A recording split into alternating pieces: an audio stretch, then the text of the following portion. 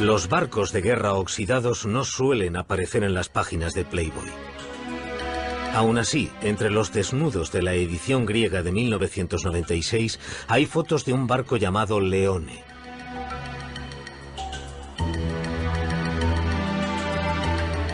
El artículo tampoco es el típico de Playboy.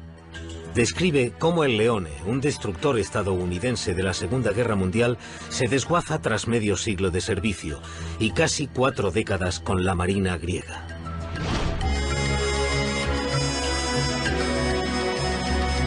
Pero es que este no es un buque de guerra normal.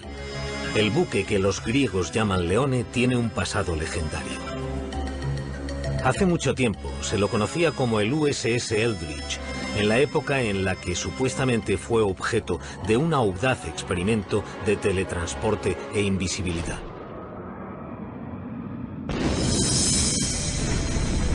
El experimento tuvo lugar durante los primeros años de la Segunda Guerra Mundial como contramedida contra los U-boats alemanes.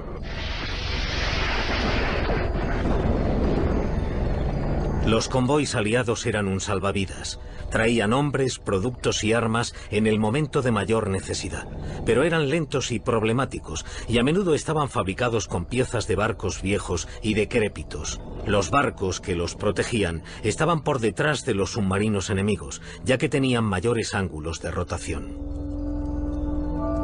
Un U-boat podía maniobrar mucho mejor que un destructor, meterse en el convoy y centrarse en un objetivo sin defensas.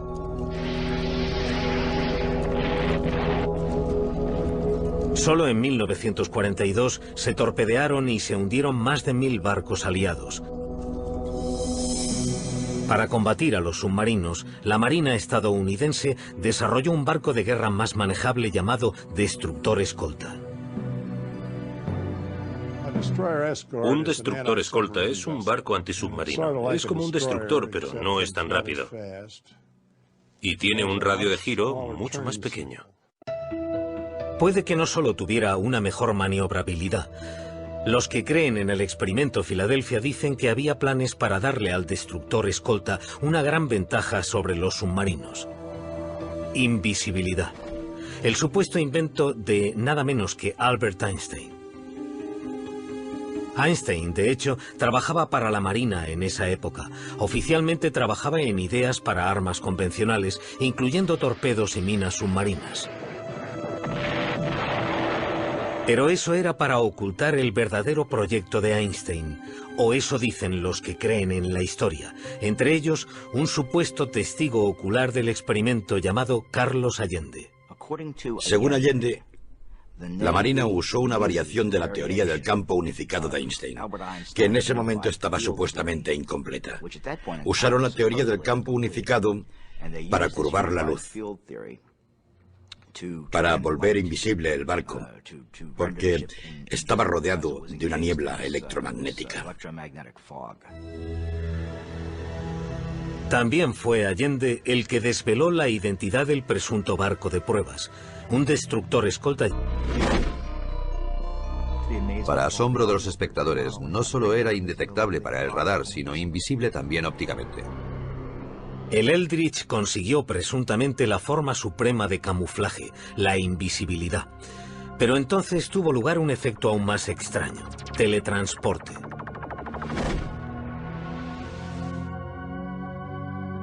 Los cronistas del experimento Filadelfia no se ponen de acuerdo sobre si esto sucedió ese primer día o en una prueba posterior. Pero en lo que sí están de acuerdo es en que mientras el Eldridge empezaba a reaparecer, hubo un repentino fogonazo. Entonces el barco desapareció otra vez y simultáneamente volvió a reaparecer en el muelle de Norfolk, Virginia, a 500 kilómetros de distancia. Tras unos minutos desapareció de Norfolk y reapareció en medio de otra niebla verde cargada de ozono en Filadelfia. Tras ese milagroso viaje, el USS Eldridge regresó ileso. Pero el caso de la tripulación fue totalmente distinto. Los hombres quedaron molecularmente enganchados al barco, unidos con el barco cuando se teletransportó. Los hombres se volvieron locos, se quemaron o quedaron invisibles. Fue espantoso. A esos tripulantes les pasaron cosas horribles. A continuación, los asombrosos hechos que han sido encubiertos. Nunca les dijeron la verdad a las familias. Les dijeron que se habían perdido en el mar como parte del contingente de guerra. Era una afirmación muy creíble.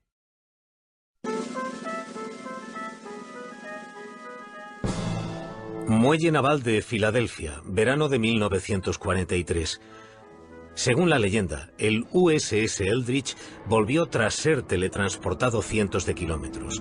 Cuando se materializó en la espesa y verde niebla, los observadores estaban alucinados por el logro. Pero su emoción se convirtió en horror. Las moléculas se habían mezclado, humanos y metal. Los miembros se habían fundido con los mamparos. Una visión espantosa. Lo primero que encontraron fue a dos marineros enterrados en la cubierta de acero. Estaban literalmente dentro del acero, muriéndose o casi muertos. Había dos más de pie en el mamparo, también enterrados en acero. El quinto hombre tenía la mano enterrada en el acero. Otros marineros habían desaparecido, se habían vaporizado. Los supervivientes tenían otros problemas debido a los poderosos campos electromagnéticos a los que habían estado expuestos. Los hombres se habían vuelto locos, se habían quemado o se habían vuelto invisibles. A esos tripulantes les pasaron cosas horribles. El problema era que el sistema nervioso humano no podía asimilar la exposición a campos magnéticos y eléctricos de ese nivel, y les causó daños neurales. El daño nervioso era tan grave que algunas de las víctimas fueron internadas mientras se las clasificaba como muertas en combate. Nunca les dijeron la verdad a las familias. Les dijeron que se habían perdido en el mar como parte del contingente de guerra. Era una afirmación muy creíble. En una de las versiones de la historia, los hombres eran susceptibles a algo llamado congelación, que era entrar y salir de la invisibilidad. Eso condujo al episodio más surrealista de la historia, nuevamente según Carlos Allende. En una taberna de los muelles había un grupo de marineros del Eldridge bebiendo. Una cosa llevó a la otra y estalló una pelea. Era una bronca de bar, pero con una diferencia. Los marineros aparecían y desaparecían. Los marineros involucrados en el altercado se volvieron invisibles. Se disiparon en el aire ante los asustados clientes y camareras. Estaban ahí y de repente habían desaparecido.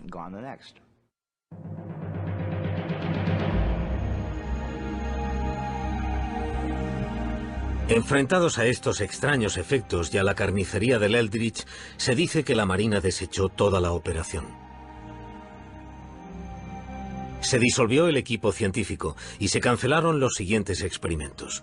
Aparentemente, el diario de a bordo del Eldridge se alteró para mostrar que nunca había estado en el muelle de Filadelfia. Se obligó a los testigos a firmar juramentos de silencio draconianos. Y así terminó el experimento sobre invisibilidad y teletransporte de la Armada de la Segunda Guerra Mundial. El proyecto Rainbow, como se llamaba, se canceló, clasificado según algunos más allá del alto secreto. La leyenda dice que la Marina no había hundido el experimento lo suficiente. Una sombría figura se escaparía de sus elaboradas precauciones de seguridad para explicar la historia del experimento Filadelfia.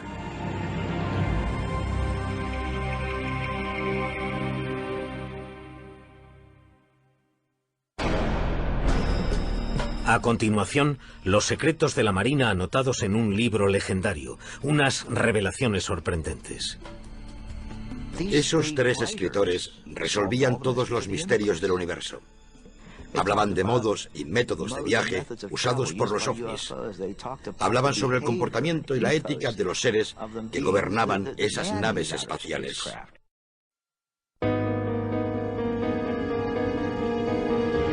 Cómo se originó la historia del experimento Filadelfia es una leyenda por derecho propio y tiene que ver con ovnis, oficiales navales visionarios y la curiosa vida y la misteriosa muerte de Maurice K. Jessup.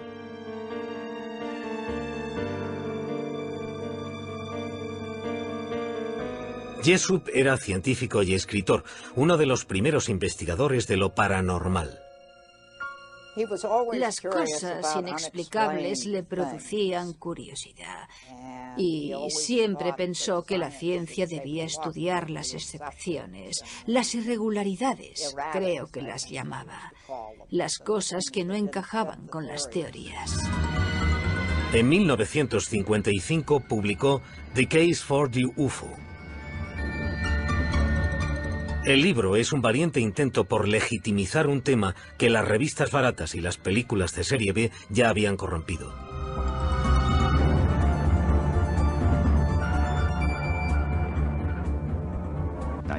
Hay que entender que la época en la que Jessup se interesó por los ovnis era posiblemente la peor época para tener algo que ver con los ovnis. El gobierno tomaba duras medidas contra cualquier creyente.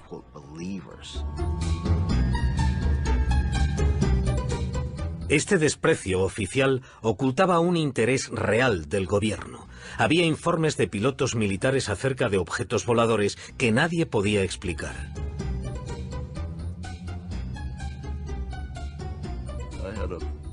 Tenía un hombre trabajando para mí, un teniente llamado Bill Ditch, que era uno de mis trabajadores más brillantes. Estaba solo y miró a un lado y dijo que había algo volando en formación a su lado. Y estuvo allí durante 5 o 10 minutos y entonces, según él, se separó. Dijo que tenía forma de plato y que brillaba levemente. Los informes de ovnis de los pilotos de la Marina se enviaban al Proyecto Libro Azul, la investigación de las fuerzas aéreas, pero la Marina rara vez recibía alguna respuesta. Nunca nos dijeron absolutamente nada. Era una vía de una sola dirección. Para nosotros, era un hundimiento. Como las fuerzas aéreas les ponían trabas, algunos oficiales de la Marina iniciaron su propia investigación no oficial sobre los ovnis. Entre ellos estaba el teniente comandante George Hoover y el capitán Sidney Sherby de la Oficina de Investigación Naval. Un día de 1955, un objeto misterioso llegó al cuartel general de la oficina y despertó el interés de los oficiales. Venía en un simple sobre marrón y con un tríptico saludo. No tenía remitente. El sello era de Seminole, Texas. Y por detrás, garabateado, decía «Felices Pascuas». En el sobre había una copia de bolsillo de The Case for the UFO de Morris K. Jessup. Los márgenes estaban llenos de comentarios en tinta de 3 colores diferentes y aparentemente en 3 caligrafías diferentes. Si leías los comentarios garabateados en el libro, esa gente hablaba de que estaban en algún lugar de la superficie de la Tierra. Los alienígenas, si queréis llamarles así. Esos 3 escritores resolvían todos los misterios del universo. Hablaban de modos y métodos de viaje usados por los ovnis. Hablaban sobre el comportamiento y la ética de los seres que gobernaban esas naves espaciales. Los escritores también afirmaban conocer un proyecto ultrasecreto llevado a cabo durante la Segunda Guerra Mundial en el que había desaparecido un buque de guerra. Experimentos de campo de la Marina estadounidense. En octubre de 1943, según el libro, se producía la invisibilidad de un barco y su tripulación. Los resultados habían sido tan aterradores que por suerte habían detenido la investigación. Es la primera mención a lo que se conocería como el Experimento Filadelfia, el nacimiento de una leyenda. Los oficiales de la Marina se sintieron intrigados por el libro. Llamaron a Morris Jessup al cuartel general de la oficina para ver si el autor podía arrojar alguna luz sobre su origen. Jessup reconoció la caligrafía del libro. Era extraño, pero había recibido cartas escritas con la misma inconfundible letra. Estaban firmadas por un hombre que se identificaba como antiguo marino mercante, Carlos Allende. El estilo de escritura de Carlos Allende proclamaba que estaba loco. Aún así, quizás el hombre solo exageraba algo que había visto o había oído. Desde entonces, la gente se ha mostrado perpleja ante el aparente interés militar de alto nivel en un libro sobre los ovnis. Morris K. Jessup quedó asombrado por el interés de la Marina. Se dice que empezó su propia investigación sobre el experimento Filadelfia. En 1959 presuntamente hizo un gran descubrimiento e iba a compartirlo con un colega llamado Dr. Manson Valentine.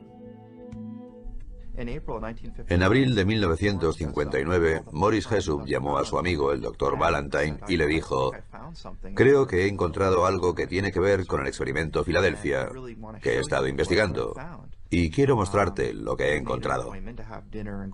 Quedaron para cenar y hablar de su investigación al día siguiente. Sin embargo, al día siguiente, el 20 de abril de 1959, se descubrió el coche de Jessup en un parque de Coral Gables, Florida. El motor aún estaba en marcha. Había una manguera que iba desde el tubo de escape al interior del coche. Dentro estaba Morris K. Jessup, que todavía respiraba, aunque murió poco después envenenado por el monóxido de carbono. Aparentemente suicidio. ¿Lo era? Es muy interesante que en lugar de ir a casa del Dr. Valentine, eligiera ir a un parque y, presuntamente, suicidarse. Desde entonces, la naturaleza de la muerte de Jessup ha sido muy controvertida. Algunos creen que le asesinaron por lo que sabía sobre el experimento Filadelfia. Otros dicen que se quitó la vida debido a su reciente divorcio y al hostil recibimiento de sus libros. Sigue siendo un misterio incluso para su hija. Ella cree que tenía muchas cosas por las que vivir, pero admite sinceramente que lo contrario también podría haber sido cierto. Su mujer, Marjorie, me llamó para decirme que había muerto. Y mi reacción en ese momento fue decir, ¿cómo lo ha hecho? Así que para mí debía de estar deprimido en ese momento. Es curioso, hasta que me lo ha preguntado no había pensado en ello desde hace mucho tiempo, pero dijo que había muerto y yo pregunté, ¿cómo lo ha hecho?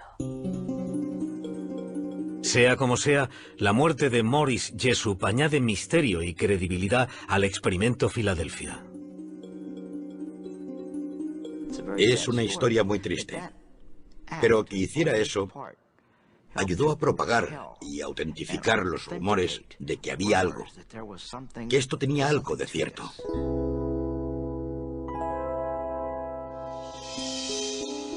Tras la muerte de Jessup, hubo una infame reedición de su libro con todos sus extraños comentarios. Se rumoreaba que contenía los comentarios de 3 extraterrestres. El público oyó hablar de la llamada edición Barrow, pero nadie consiguió un ejemplar. Se rumoreaba que la Marina guardaba el libro en secreto. Asimismo, todo el mundo había oído hablar de Carlos Miguel Allende, pero nadie podía encontrarle. La gente buscaba a Carlos Miguel Allende por todas partes, pero él no paraba de moverse. Cambiaban los pueblos, cambiaban los sellos, cambiaban las direcciones remitentes. Siempre se estaba moviendo. Creía que estábamos todos de acuerdo en que no se le encontraría. Que era un hombre muy misterioso. Posiblemente temía por su vida debido a lo que había visto. Pero, ¿qué sabía en realidad ese hombre misterioso y qué tenía que ocultar la Marina? A continuación, exponemos los hechos del misterioso y accidentado experimento. Y la tripulación del USS Eldridge cuenta lo que cree que ocurrió. Yo estuve en él prácticamente todos los días y estuve en todos los viajes que hizo. Y nunca fue a Filadelfia. Los extraterrestres habían fijado su residencia en Estados Unidos, en la cultura pop, si es que aún no lo habían hecho en persona.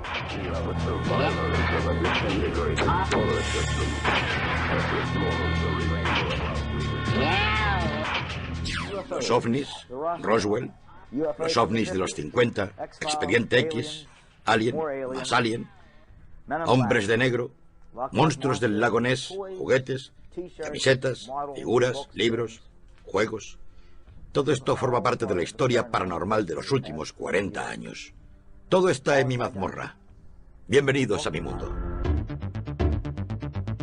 Como muchos otros jóvenes investigadores de ovnis en los años 60, a Robert Gorman le fascinaba el hombre misterioso del experimento Filadelfia, Carlos Miguel Allende.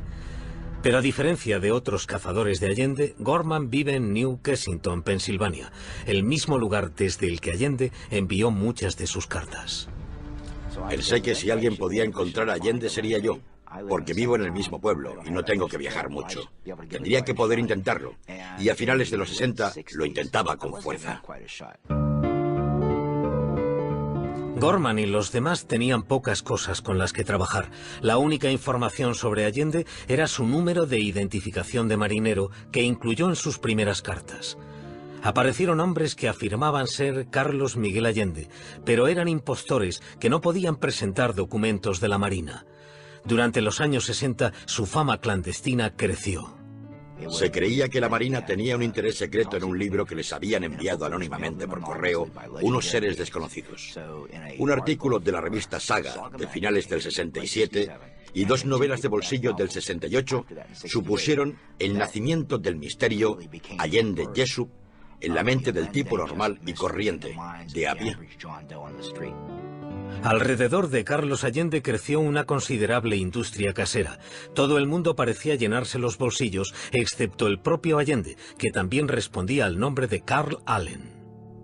Carl Allen al final se enfadó y se amargó bastante porque todo el mundo hacía dinero con el experimento Filadelfia. Todos los editores publicaban y vendían libros.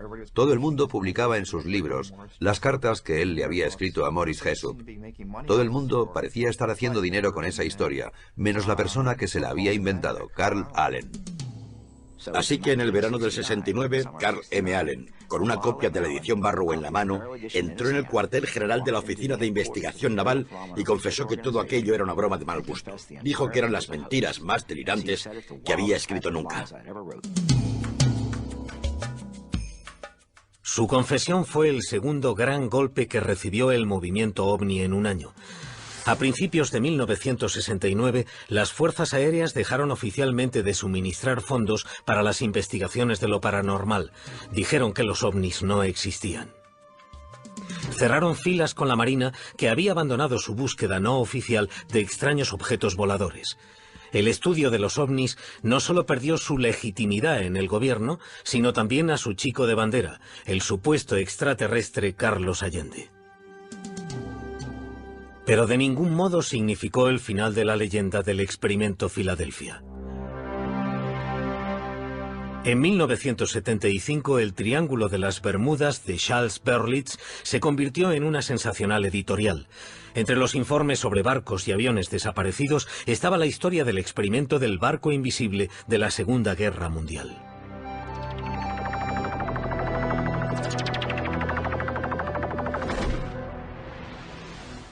Cuatro años después, Berlitz igualó el éxito de ese libro con El misterio de Filadelfia. Él y William Moore, coautor de la obra, hicieron un refrito de los conocidos relatos de Carlos Miguel Allende. Oportunamente, Allende se retractó de su confesión y volvió a predicar el evangelio del experimento de invisibilidad. Allende reveló por primera vez a William Moore la identidad del barco de pruebas, DE-173, el USS Eldridge. Los autores hablaron con miembros de la tripulación del Eldridge, pero las entrevistas no corroboraron el experimento. Yo estuve en él prácticamente todos los días y estuve en todos los viajes que hizo. Y nunca fue a Filadelfia. Si hubiera habido cualquier cotilleo, yo lo habría sabido, y no hubo ningún cotilleo sobre nada ultrasecreto en nuestro barco. En lugar de aceptarlo, los autores teorizaron que el experimento había tenido lugar con una tripulación especial antes de que el barco fuera usado oficialmente. Esta explicación también es discutida por miembros de la tripulación que dicen que estuvieron con el Eldridge desde su construcción hasta el combate. Algunos de los miembros de nuestra tripulación estaban en Newark, Port Newark, en el edificio federal de navegación. Estaban allí mientras se ensamblaba el barco para enterarse de todos sus entresijos y zarparon con el Eldridge.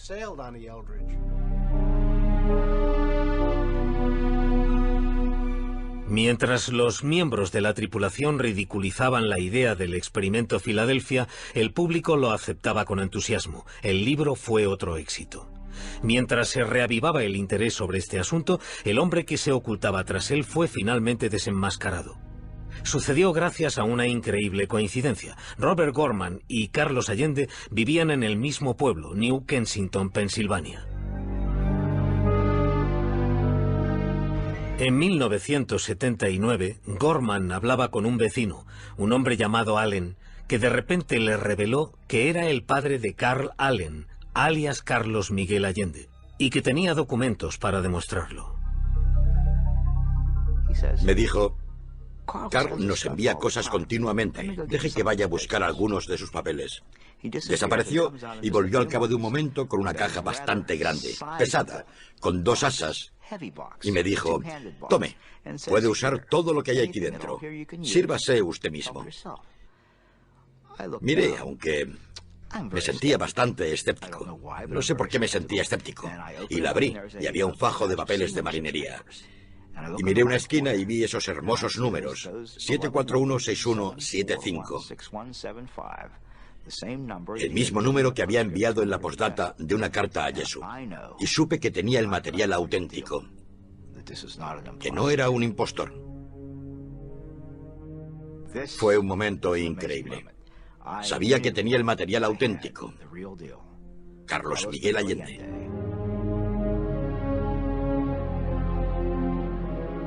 El material auténtico resultó ser bastante diferente a la leyenda del señor Allende. Su verdadero nombre era Carl Meredith Allen y había nacido en esta casa de Springdale, Pensilvania, en 1925. Lo primero que me viene a la mente sobre Carl Allen, mi hermano mayor, es que era muy inteligente. Pero no muy listo, no sé si me entienden. Tras una prueba de inteligencia, tuvo el segundo coeficiente intelectual más alto del condado, pero suspendió en el colegio. Aunque era un mal estudiante, era un lector voraz, con la excéntrica costumbre de anotar casi todo lo que leía. Tachaba lo que el autor había escrito y ponía su propia anécdota en el margen. Y creo que lo hacía porque no había aprendido a escribir. Así que se limitaba a cortar y pegar lo que otra persona había escrito. Se compraba un libro, lo llenaba de comentarios y lo enviaba por correo a alguien que pensaba que podría estar interesado en lo que él había escrito. Que garabateara The Case for the UFO y lo enviase al cuartel general de la Marina es típico de Allen. Pero fue un tiro a ciegas que dio en la diana, desencadenando una impresionante reacción en cadena. La Marina llamó a Jessup por casualidad. Jessup conservaba las cartas. Los 2 hombres, fuera de servicio o no, decidieron reproducir el libro, lo que generó el rumor de que el libro con las anotaciones circulaba entre las personas más poderosas. Y después, Jessup se suicidó. Robert Gorman concluyó que el experimento Filadelfia no era nada más que un fantasma. En 1980 publicó un artículo en la revista Fate titulado Alias Carlos Allende, en el que revelaba que el nombre era Allen, no Alien. Descubrió lo que cuesta matar una leyenda. Envié preguntas a diferentes e importantes personalidades relacionadas con los ovnis, gente que dirigía revistas, y lo que recibía era más que una simple evasiva. Casi me ponían en la lista negra. Todo iba bien cuando escribí artículos a favor de los ovnis y sobre los hombres de negro y los misterios del universo, pero no querían saber nada de Carlos Allende. El propio Allende contestó con amenazas de muerte. En el reverso de un sobre que envió a su padre, incluso mencionaba que el único motivo por el que no había matado a Gorman era porque aún no lo había atrapado. De hecho, ambos hombres acabaron por conocerse personalmente, pero en persona, Allen era cualquier cosa menos intimidante. Probablemente el anticlímax de mi vida haya sido conocer al Carlos Allende de carne y hueso. porque no supuso nada mágico para mí. No me interesaba, no me intrigaba el destructor desaparecido. No me intrigaba saber si era un extraterrestre, porque sabía la verdad. ¿Fue el descrédito de Allen como testigo presencial el final del experimento Filadelfia o realmente ocurrió algo en 1943?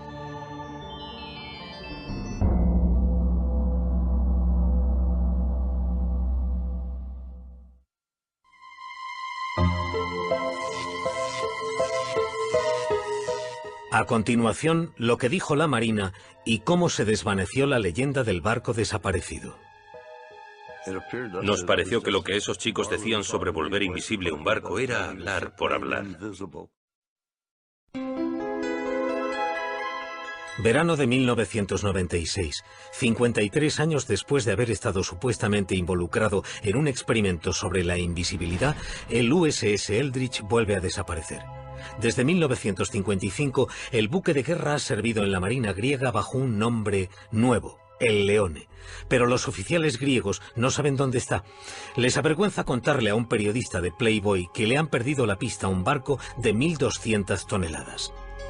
El Eldridge, también conocido como Leone, pronto aparece en un depósito de rescate de Creta.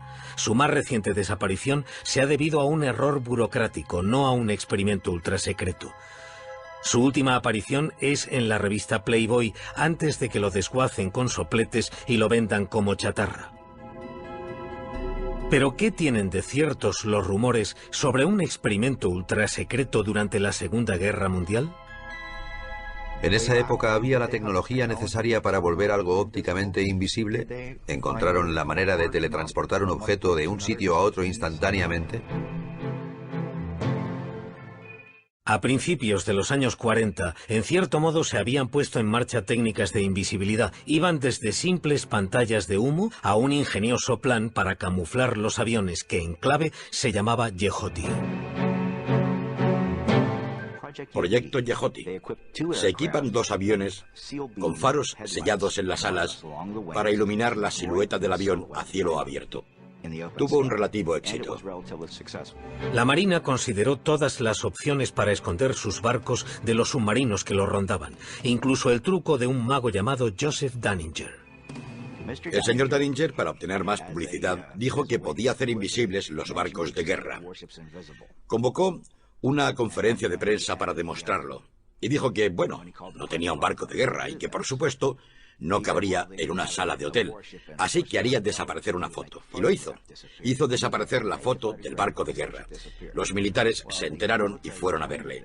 Y le obligaron a decir que no, que realmente no tenía ningún modo de hacer invisibles los barcos de guerra. Pero mencionó que había un par de técnicas que le rondaban por la cabeza que podrían hacerlos un poco más difíciles de ver. Lo que les dijo se mantuvo en secreto. Y Dunninger se lo llevó a la tumba. Otra práctica naval pudo alimentar la fábrica de rumores, una técnica para esconder a los barcos de las minas magnéticas llamada desmagnetización. La desmagnetización es un método en el que se ponen cables en el casco de un barco para hacerlo invisible a las minas magnéticas. Siempre sabíamos que iba a haber desmagnetización, porque recogían todos los relojes. Cualquier cosa que dijera la hora, lo recogían todo. Y lo dejaban en tierra para que el campo magnético no estropeara los relojes. Durante la Segunda Guerra Mundial, la Marina tenía una zona de pruebas poco conocida en Chesapeake Bay. Cualquier buque de guerra equipado con un equipo desmagnetizador les habría visitado.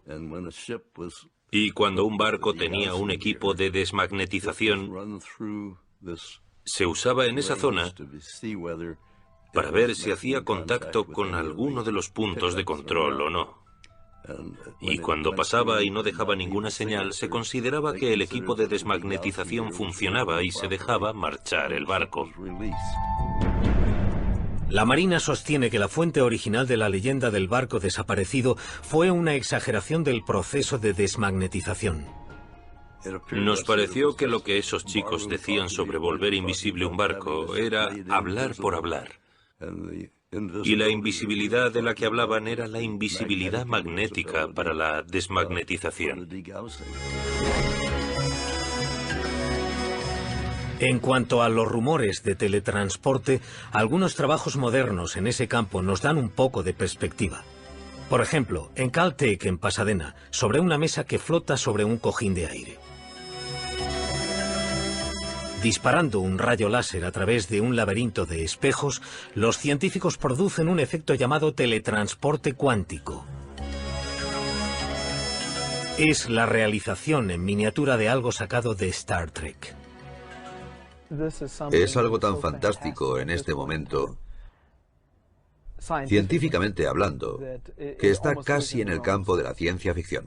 Sin embargo, los científicos solo han conseguido teletransportar partículas subatómicas llamadas fotones. Lo que no prevén es la manera de teletransportar cualquier objeto sólido, y mucho menos un buque de guerra de 1.200 toneladas. Si cojo un estado arbitrario de 300 partículas cuánticas, solo para escribir qué es ese estado, necesito más información que partículas hay en el universo. La idea de teletransportar un sistema material de cualquier medida está muy lejos de las capacidades técnicas de cualquier futuro previsible. Hay un pequeño pero intrigante punto de contacto entre el teletransporte y la historia del experimento Filadelfia. Se dice que fue Albert Einstein el que ideó el experimento, y el teletransporte cuántico utiliza un principio que Einstein llamaba acción a distancia, que es una misteriosa interrelación entre objetos distantes.